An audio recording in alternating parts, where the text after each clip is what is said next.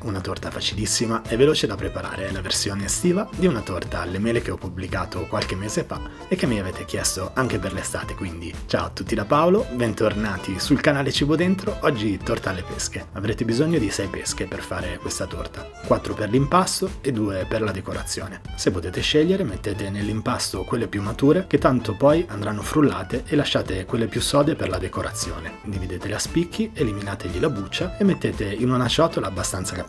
Aggiungete poi tutti gli ingredienti ad eccezione della farina. Serviranno 4 uova, lo zucchero per chi ha già fatto la torta di mele è un po' meno in questo caso data la maggior dolcezza delle pesche, e aggiungete in ultimo il latte e frullate il tutto fino ad ottenere una porea omogenea senza pezzi di pesca a vista.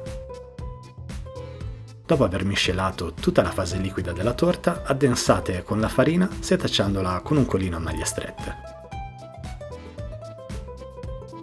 Per concludere l'impasto, miscelate accuratamente la farina con i liquidi, cercando di non lasciare grumi e di ottenere un impasto liscio e omogeneo.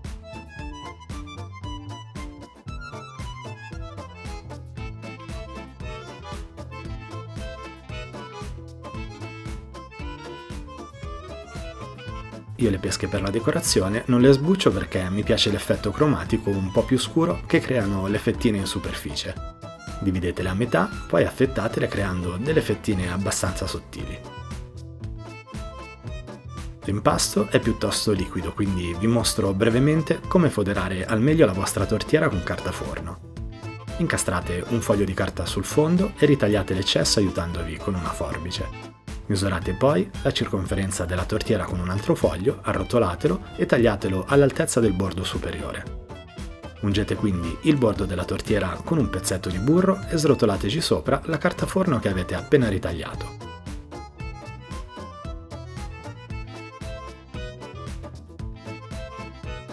Avete ora tutto quello che vi serve per infornare questa semplicissima ma gustosissima torta. Versate l'impasto nella tortiera.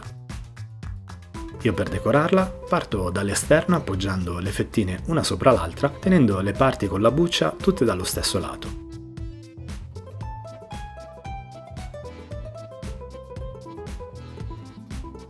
Infornate quindi in forno statico preriscaldato a 180 gradi e lasciate cuocere per circa un'ora, passata la quale potete togliere la torta dal forno e farla raffreddare completamente.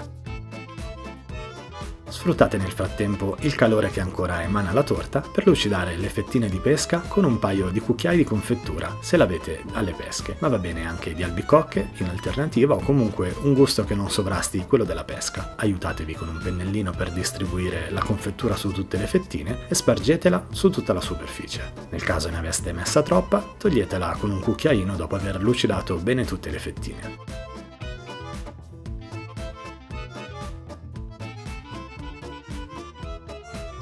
Quando la torta sia infine completamente raffreddata, estraetela dal suo contenitore e staccate delicatamente il foglio di carta forno.